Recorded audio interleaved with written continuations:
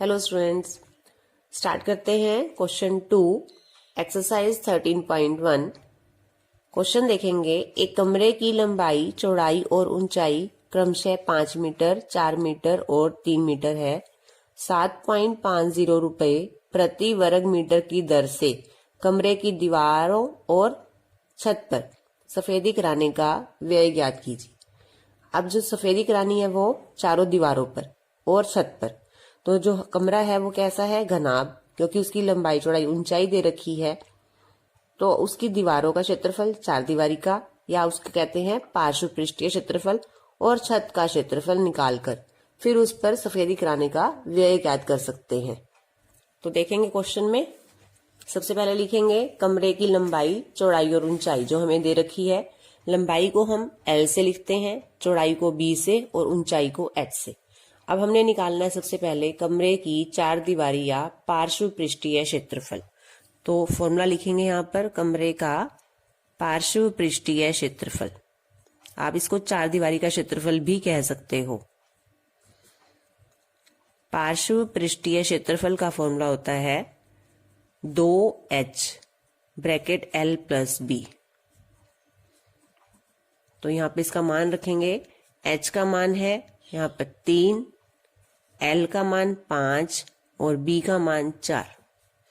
2 की 3 से गुना हो जाएगी 6, और 5 और 4 को यहाँ प्लस करना है। 5 + 4 9, 6 की 9 से गुना करेंगे, ये आ जाएगा 54। और क्षेत्रफल है तो पीछे लिखेंगे मीटर स्क्वायर या वर्ग मीटर। अब हमने ये निकाला है चार दीवारी का। अब हमें निकालना है कमरे की छत का क्षेत्रफल। छत का क्षेत्रफल वही होता है जो फर्श का क्षेत्रफल होता है। कमरे की छत का क्षेत्रफल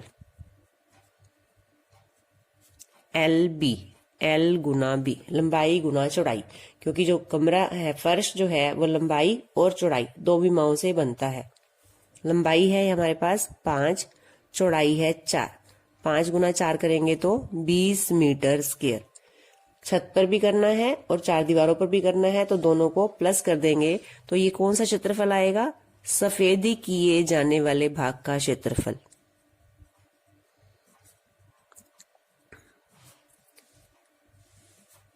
यहाँ पर हमारे पास चार दीवारी का और छत का दोनों का क्षेत्रफल आ गया है। दोनों को प्लस कर देंगे, 54 + 20, ये हो जाएंगे 74 मीटर स्क्वायर।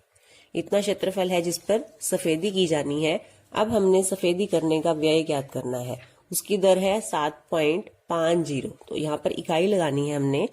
1 वर्ग मीटर पर सफेदी कराने का व्यय लिखेगी। दर क्या दी हुई है? सफेदी करवाने का व्यय। ये हमने कैसे इकाई लगाई है एक बार अभी समझेंगे इसको। हमें दर दे रखी है 7.50 वर्ग मीटर। यहाँ देखेंगे जो हमें दर दी हुई है 7.50 रुपए प्रति वर्ग मीटर की दर से। इसका मतलब है कि 1 वर्ग मीटर पर जो खर्च आएगा वो 7.50 है। तो हमने यहाँ इकाई लगाई है 1 वर्ग मीटर पर सफेदी कराने का व्यय 7.50 रुपए। और अब हमने जो खर्च निकालना है वो इतने भाग पर निकालना है।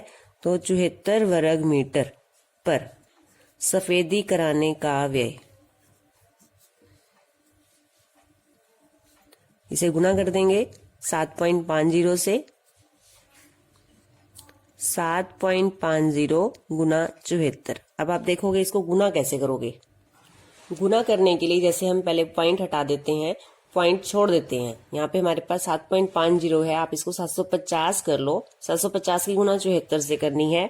750 में भी हम यहाँ पर 75 की गुना 74 से करेंगे, क्योंकि 0 तो हम लास्ट में बाद में पीछे लगा सकते हैं। तो गुना करते हैं। 4 की गुना 5 से करेंगे 20, 4 की गुना 7 से करेंगे 28 और 2 30। अब यहाँ पर दूसरा अंक स्टार्ट करते हैं। जब 7 से गुना स्टार्ट करते हैं तो पहले 0 लगाते हैं अंक के नीचे। 7 की गुना 5 से करेंगे 35, 5 यहाँ पर 3 आ जाएगा। 7 की गुना 7 से करेंगे 49 और 3 52। अंक के नीचे आपको अंक लिखना है ताकि आपको जोड़ने में गलती ना हो। 0, 5, 3 और 2 5 और 5। तो ये हमारा गुना करके आ गया। अब हम यहाँ लिखते हैं 75 की गुना करके, 75 की गुना 74 से करके हमारे पास आया है 5 550 और अब एक 0 आप और लगाओगे क्योंकि हमने गुना करनी थी 750 से। अब हमने दशमलव लगाना है 2 अंक पहले, यहाँ पे 2 अंक पहले है तो यहाँ पे लगा दो पॉइंट आप, तो ये हो गए 555.00। पॉइंट के बाद सिर्फ 00 है, तो अगर सिर्फ 00 हो तो उसे छोड़ देंगे तो ये आ जाएगा 555 रुपए। ये है कमरे की छत और दीवारों पर सफेदी कराने का व्यय। नेक्स्ट क्वेश्चन है, किसी आयताकार हॉल के फर्श का परिमाप 250 मीटर है। यदि 10 रुपए प्रति वर्ग मीटर की दर से चारों दीवारों पर पेंट कराने की लागत 15,000 रुपए है तो इस हॉल की ऊंचाई ज्ञात कीजिए। अब चारों दीवारों पर जो पेंट का खर्चा आता है वो दिया हुआ है 15,000 रुपए और कमरे के फर्श का परिमाप, हॉल का परिमाप है 250 मीटर। हॉल का फर्श आयताकार है, कहा हुआ है, फर्श का परिमाप 250 मीटर है। फर्श जो हॉल होगा वो घनाभ के आकार का होगा क्योंकि जो इसका फर्श है वो आयताकार है। अब इस फर्श जो आयताकार है इसका हमें परिमाप दिया हुआ है। आयत का परिमाप होता है 2 गुना L+B, ये हम फॉर्मूला कर चुके हैं। अब ये इस कमरे का जो परिमाप है, ये इसकी लंबाई है हॉल की, ये इसकी चौड़ाई है और ऊंचाई हमने ज्ञात करनी है। यहाँ पर हम फर्श के परिमाप का फॉर्मूला लगाएंगे। फर्श आयताकार है तो फॉर्मूला होगा उसका 2 गुना ब्रैकेट L+B, क्योंकि फर्श की जो विमाएं हैं उसमें एक लंबाई है और एक चौड़ाई है। ये है 250, परिमाप 250 के बराबर है। मैंने यहाँ परिमाप का फॉर्मूला लगाया है और परिमाप का फॉर्मूला आयत का, क्योंकि फर्श आयताकार है। अब 2 यहाँ गुना में है, RHS में लाएंगे तो बटे में आ जाएगा। L+B बराबर 250/2। 2 से इसको काट देंगे, 2 का पाड़ा पड़ेंगे, 2 का पाड़ा 1 तक पड़ेंगे, 2 कट जाएगा, आगे 5 है, 2 का पाड़ा पड़ेंगे, 2 को 2 से गुना करते हैं 4, 1 बचेगा, 1 यहाँ लगाओ आप छोटा सा, ये बन गया 10, 2 का पाड़ा 5 तक पढ़ोगे 10। L+B बराबर 125, ये आ गया हमारे पास। अब हमें और दिया हुआ है कि इस हॉल की चारों दीवारों पर पेंट कराने का व्यय 15,000 रुपए है। दर है 10 रुपए प्रति वर्ग मीटर। चारों दीवारों का मतलब होता है पार्श्व पृष्ठीय क्षेत्रफल। तो अब यहाँ इकाई लगाएंगे हम कि जो 10 रुपए लागत आती है, 10 रुपए लागत आती है पेंट की, वो 1 वर्ग मीटर पर है। 10 रुपए प्रति वर्ग मीटर की दर से पेंट कराने की लागत है। 10 रुपए लागत 1 वर्ग मीटर पर, 1 रुपए लागत आती है। जब 1 के लिए निकालते हैं तो भाग करते हैं, ये हो जाएगा 1/10 वर्ग मीटर पर और लागत टोटल आई है 15,000 रुपए। 15,000 रुपए लागत आती है। 1/10 गुना 15,000 इतने वर्ग मीटर पर। 1 0 से 1 0 काट देंगे तो ये आ जाएगा हमारे पास 1500 वर्ग मीटर।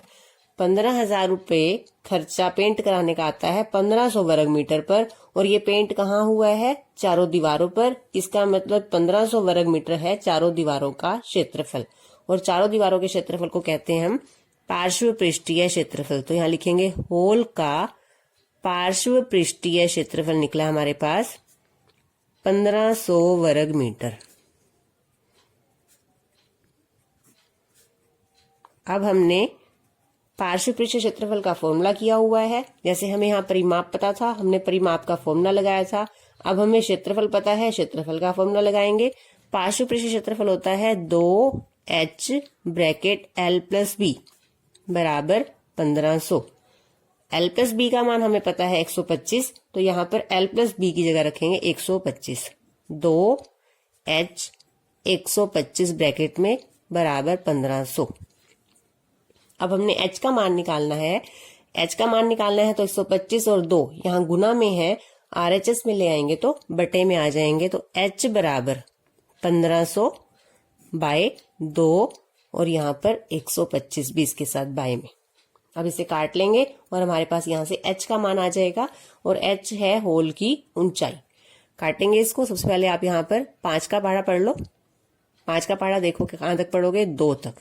12 था हमारे पास, 5 का पहाड़ा 2 तक पढ़ा, 10, 2 बचते हैं, 12 में से 2 बचते हैं, आगे 5 है, 25, 5 पंजे 25। अब अगर आपने हर में 5 का पहाड़ा पढ़ा है तो अंश में भी 5 का पहाड़ा पढ़ना है।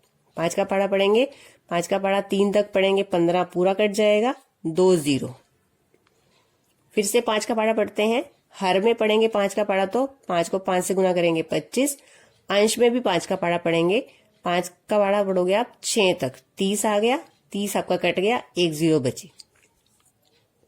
फिर से 5 का पहाड़ा पढ़ेंगे, एक बार अगर आपने हर में पढ़ा है तो एक बार अंश में, फिर से दोबारा हर में पढ़ा तो फिर से दोबारा अंश में 5 का पहाड़ा। अब फिर से 5 का पहाड़ा पढ़ेंगे 1 तक, 5 का पहाड़ा पढ़ेंगे, 5 का पहाड़ा 1 तक पढ़ोगे, 5, 6 था आपके पास, 5 चला गया, 1 बचा, आगे आपकी 0 है, 10 बन गया, 5 का पहाड़ा पढ़ेंगे 2 तक।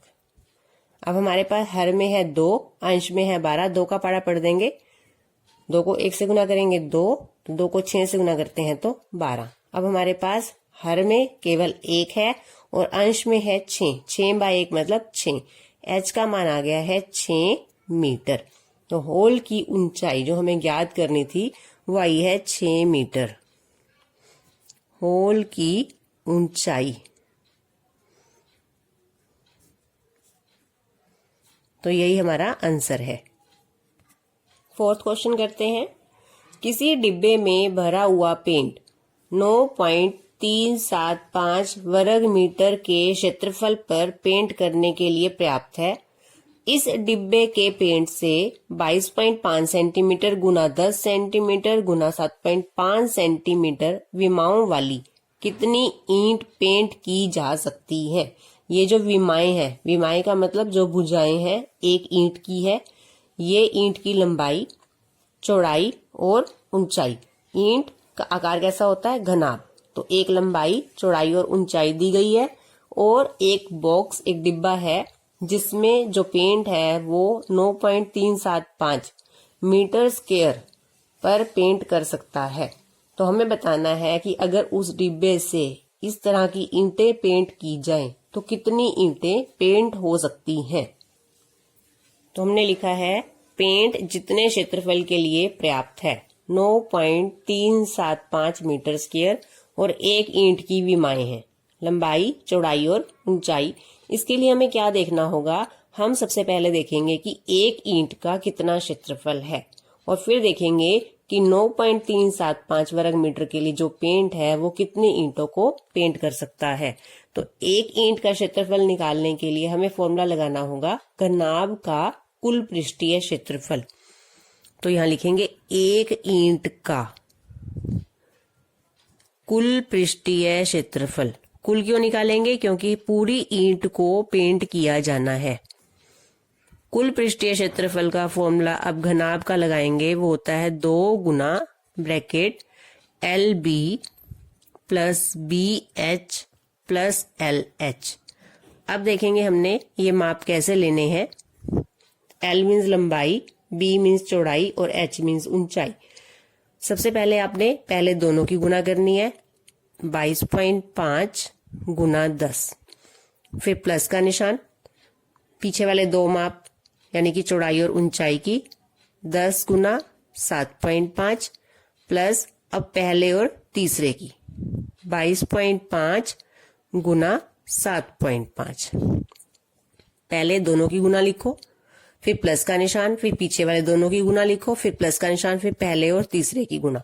तो लंबाई और चौड़ाई की हो गई एक बार, फिर चौड़ाई ऊंचाई की हो गई, फिर लंबाई और ऊंचाई की गुना हो गई। अब गुना करेंगे 22.5, पॉइंट वाली रकम को जब भी गुना करना हो पॉइंट छोड़ के गुना करेंगे। ये हो गया 225, 225 की गुना हमने 10 से करनी है और आपको पता है 225 की गुना 10 से करके एक 0 लग जाती है 225 के साथ, तो ये 10 से गुना हो गई। अब हमने वापस पॉइंट लगाना है। पॉइंट कितने अंक है, 1 अंक पहले, तो यहाँ 1 अंक पहले जब आप पॉइंट लगाओगे तो ये हो जाएगा 225.0। और अभी हमने किया था पॉइंट के बाद जब सिर्फ 0 होती है तो हम 0 छोड़ देंगे, तो हमारे पास आ जाता है गुना करके 225। 22.5 को 10 से गुना करेंगे तो गुना करके आएगा 225। ऐसे ही 7.5 को जब 10 से गुना करेंगे यहाँ देखेंगे 7.5 का पॉइंट छोड़ दो, 75 की गुना करनी है 10 से। 75 की गुना 10 से करेंगे तो ये आ गया 750। जीरो सिर्फ 75 के साथ लग जाएगी। अब पॉइंट कितने अंक पहले? एक अंक पहले, यहाँ पॉइंट लगाओ 75.0, पॉइंट के बाद सिर्फ जीरो है तो इसे लिखेंगे 75। अब हमने गुना करनी है 22.5 की 7.5 से, दोनों डेसिमल छोड़ दो, 225 की गुना करनी है 75 से, तो 225 गुना करनी है 75 से। गुना करके देखेंगे, 5 का पहाड़ा पढ़ेंगे पहले, 25, 5 की गुना 2 से 10 और 2 12, 1, 5 की गुना 2 से 10 और 1 11। अब जब 7 से गुना स्टार्ट करोगे तो पहले अंक के नीचे 0 लगाएंगे। 7 की गुना 5 से 35, हासिल 3, 7 की गुना 2 से 14 और 3 17, 7, 7 की गुना 2 से 14 और 1 15। अब इनको प्लस करेंगे, 5, 5 और 2 7, 8, 6, 1, तो ये गुना करके आ गया हमारे पास। अब हमने देखना है पॉइंट, इसमें भी एक अंक पहले था, इसमें भी एक अंक पहले था, तो आंसर में लगेगा 2 अंक पहले, 8 और 7 के बीच में, तो इनकी गुना करके आता है 168.75। अब हमने इन तीनों संख्याओं को जोड़ना है। अब इनको प्लस करेंगे, 225 इसके नीचे देखा 75 इस तरह से लिखा जाता है, और 168.75 किस तरह से लिखेंगे उसे? 168 इसके नीचे आएगा 225 के, और पॉइंट 75 इसको पीछे लिखा जाएगा। पॉइंट वाली रकम को आप इसके नीचे नहीं लिखोगे। अगर इन संख्याओं में पॉइंट नहीं है तो आप लगाकर 0 लगा सकते हो। पॉइंट के बाद 0 हम लगा भी सकते हैं और हटा भी सकते हैं। अब आप इसको प्लस करोगे, इनको प्लस करेंगे, 8 और 10 18, 1, 10 और 6 16 और 4 468.75 ये आया हमारे पास इनको प्लस करके। तो अब हमारे पास क्षेत्रफल जो आ रहा है वो है 2 गुना जो ब्रैकेट में प्लस करके आया है 468.75। ये है हमारे पास एक ईंट का कुल पृष्ठीय क्षेत्रफल। अब हमें इसे 2 से गुना करनी है। 2 से गुना करेंगे इसे, 2 को पहले 5 से गुना करेंगे 10, 2 की गुना 7 से करेंगे 14 और 1 15, 2 की गुना 8 से करेंगे 16 और 1 17, 12 और 1 13, और 2 की गुना 4 से 8 और 1 9, और पॉइंट यहाँ पर 2 अंक पहले है तो यहाँ भी 2 अंक पहले पॉइंट लगाएंगे, तो 937.50 सेंटीमीटर स्क्वायर। ये आपको ध्यान रखना है, ईंट की जो विमाएं थी वो सेंटीमीटर में है तो क्षेत्रफल आएगा वर्ग सेंटीमीटर। ये आ गया हमारे पास एक ईंट का कुल पृष्ठीय क्षेत्रफल। सेंटीमीटर स्क्वायर में है, इसे आपको पहले मीटर स्क्वायर में कन्वर्ट करना है। चेंज करेंगे इसे, 937.50 सेंटीमीटर को मीटर में बदलने के लिए हम 100 से भाग करते हैं। यहाँ पे सेंटीमीटर स्क्वायर है तो मीटर स्क्वायर में बदलने के लिए इसे 2 बार 100 से भाग करेंगे। बाई में 2 बार 100 लगाएंगे और अब ये है मीटर स्क्वायर। अब हमने निकालना है ईंटों की संख्या कि पेंट कितनी ईंटों को पेंट कर सकता है। तो संख्या निकालनी है हमने, ईंटों की संख्या। इसके लिए हम फॉर्मूला लगाएंगे, जो कुल पेंट है हमारे पास उसको एक ईंट के क्षेत्रफल से भाग करेंगे। एक ईंट का क्षेत्रफल, हमारे पास जो पेंट है वो कितने वर्ग मीटर को पेंट कर सकता है? 9.375, और एक ईंट का क्षेत्रफल हमने निकाला है 937.50, यहां लिखेंगे, और जो इसके बाई में है वो यहां गुना में आ जाएगा, 100 गुना 100। और अब इसे हल करेंगे। हल करने के लिए हम सबसे पहले पॉइंट हटाएंगे। पॉइंट आपको हटाना आता है। इसके पॉइंट के बाद 3 अंक हैं, तो जब आप इसका पॉइंट हटाओगे, बिना पॉइंट के संख्या लिखो, 3 अंक हैं तो बाई में लगेगा 1000। इस संख्या को लिखो बिना पॉइंट के, 93750, पॉइंट के बाद 2 अंक हैं तो यहाँ पे लगेगा 100। यहाँ अंश में है तो पॉइंट हटाओगे 1000 हर में लगेगा। संख्या पॉइंट वाली हर में है, पॉइंट हटाओगे तो 100 अंश में लगेगा। इसके हटाने के लिए हमने 1000 लगाया है क्योंकि पॉइंट के बाद 3 अंक है, और इसको हटाया पॉइंट को, तो यहां पर हमने 100 लगाया क्योंकि पॉइंट के बाद 2 अंक है, और ये 200, 2 बार 100 यहां पे। हल करेंगे इसे, 1 0 से 1 0, 1 0 से 1 0 और 2 0 से 2 0। ये सेम है 9375, 9375 सेम रकम को काट के आता है 1। अब हमारे पास यहाँ कोई संख्या नहीं है और यहाँ पर है 100, तो हमारा आंसर आता है 100 ईंटों की संख्या, यानी कि पेंट वाले डिब्बे में से 100 ईंटें पेंट की जा सकती हैं।